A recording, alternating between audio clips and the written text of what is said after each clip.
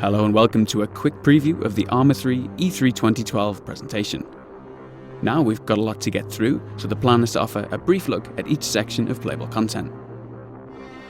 At the heart of everything is Camp Maxwell. From this small military outpost, we've prepared activities, showcases, and even a short campaign mission, which are accessed directly via the camp in whatever order we like. Of course, at E3 itself, visitors to the Bohemia Battle Bunker booth are encouraged to get hands-on with it all and take a look at these things in as much splendid detail as they like, and at their own leisure. Alright, let's kick things off, starting with a wee jaunt around Maxwell. The 3D markers you see are prompts for where to find content. You might have already spotted the vehicle demonstration there, and in the background, the silhouette of a helicopter foreshadows an airborne showcase. More on those later. Trotting across in the light of a romantic sunset, you can get a peek at the weapon pool, something that those familiar with the Armex game mode may recognise. Now looking down into the valley, we can spot our firing drill activity, which puts players through a timed series of pop-up targets. A little further away is a shooting range, which gives a good impression of, among other things, our new aiming mechanics and more powerful rifles like the GM6 Lynx.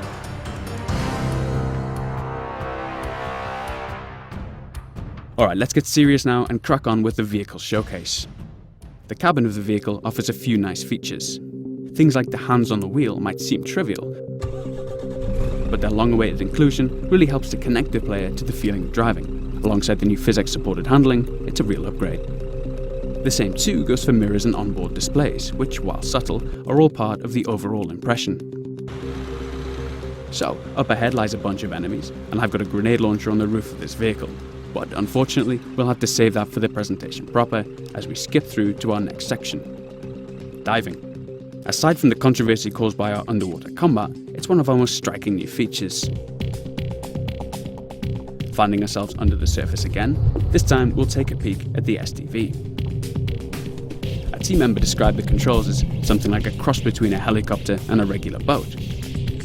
Now, since that doesn't really make any sense, it'll suffice to say that we've got regular control over moving forwards and back, a rudder to turn, and the direct control over our buoyancy.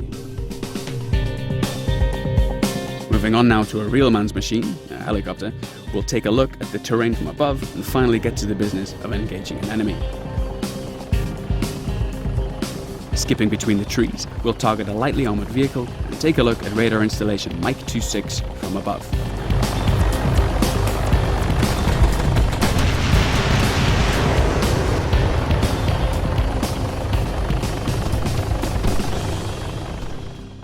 Moving on to supports now, we'll show an artillery strike in action.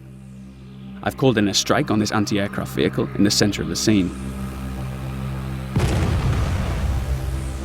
We're using some relatively lightweight shells here, but if we manage to get it finished, at E3 you might sneak a quick look at the new cluster bomb strike option, which I must admit is particularly satisfying. The night showcase helps us demonstrate some of the features we looked at in our recent lighting showcase trailer. One feature we didn't manage to show was the weapon-mounted lights. Switching it on, you can see the beam cast on the ground, which nicely highlights the new detail surfaces. Switching to third person, we'll take a brief look at night vision and demonstrate the ongoing work we're currently implementing with muzzle flashes.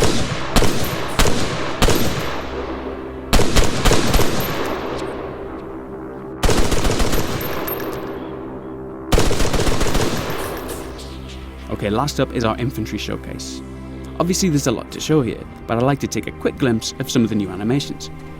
There's the previously mentioned tactical pace, which is a little slower than running, a little faster than walking, and fatigues the player more by way of our new fatigue and encumbrance system. There's also a few new crouch and lean options. Taking cover behind this wall and disposing of our enemy, I'll demonstrate popping that down, and naturally popping up a little higher than the default stance too.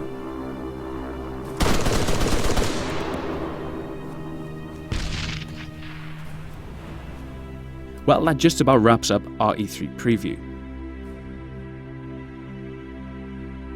I hope that raises a lot of new questions, which of course Ivan, myself and Daisy creator Dean Hall will be more than happy to address at E3.